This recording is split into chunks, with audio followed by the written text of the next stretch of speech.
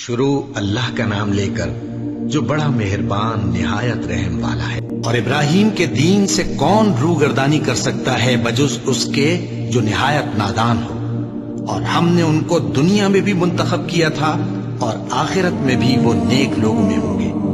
جب ان سے ان کے پروردگار نے فرمایا کہ میرے فرمانبردار ہو جاؤ تو انہوں نے عرض کی کہ میں رب العالمین کا فرمانبردار ہو گیا۔ اور ابراہیم نے اپنے بیٹوں کو اسی بات کی وصیت کی، اور یعقوب نے بھی اپنے فرزندوں سے یہی کہا کہ اے میرے بیٹو، اللہ نے تمہارے لیے یہی دین پسند فرمایا ہے، تو مرنا تو مسلمان ہی مرنا۔ جس وقت یعقوب وفات پانے لگے تو کیا تم اس وقت موجود تھے جب انہوں نے اپنے بیٹوں سے پوچھا کہ میرے بعد تم کس کی عبادت کرو گے؟ تو انہوں نے کہا کہ آپ کے معبود اور آپ کے باپ دادا ابراہیم اور اسماعیل اور اسحاق کے معبود کی عبادت کریں گے، جو معبود یکتا ہے اور ہم اسی کے حکم بردار ہیں۔ یہ جماعت گزر چکی، ان کو ان کے اعمال کا بدلہ ملے گا اور تم کو تمہارے اعمال کا، اور جو عمل وہ کرتے تھے ان کی پرسش تم سے نہیں ہوگی۔ اور یہودی اور عیسائی کہتے ہیں کہ یہودی یا عیسائی ہو جاؤ تو سیدھے رستے لگ جاؤ گے۔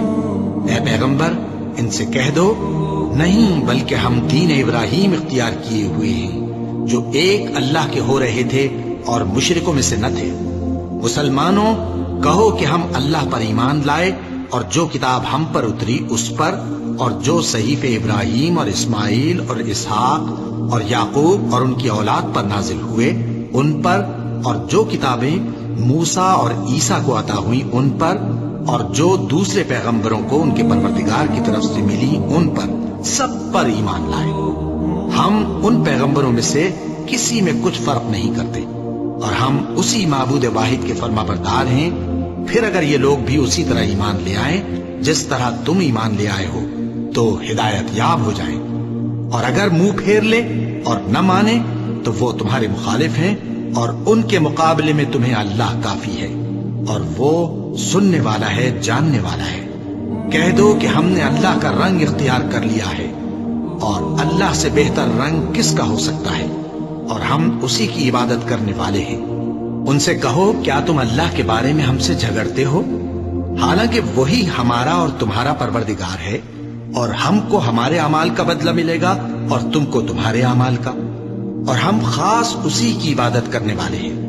اے یہود و نصارا، کیا تم اس بات کے قائل ہو کہ ابراہیم اور اسماعیل اور اسحاق اور یعقوب اور ان کی اولاد یہودی یا عیسائی تھے؟ اے پیغمبر، ان سے کہو کہ بھلا تم زیادہ جانتے ہو یا اللہ؟ اور اس سے بڑھ کر ظالم کون جو اللہ کی شہادت کو جو اس کے پاس کتاب میں موجود ہے چھپائے؟